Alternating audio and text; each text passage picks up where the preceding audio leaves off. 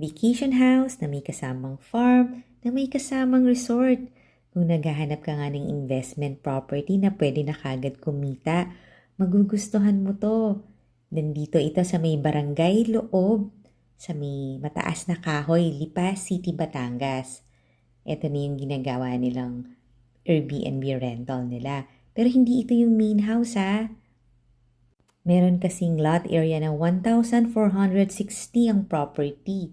Yung floor area nasa mga 300 square meters. Ayan yung farm. Maraming mga fruit-bearing trees dyan. Tapos meron talagang main house. Pwede kang nandun nakatira. Tapos dito sa dulong part naman yung iyong rental business. Kasya rito 5-car garage. Ayan yung bahay.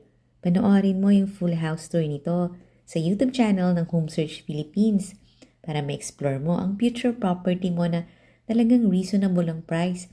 May overlooking pa nga ito ng Tagaytay.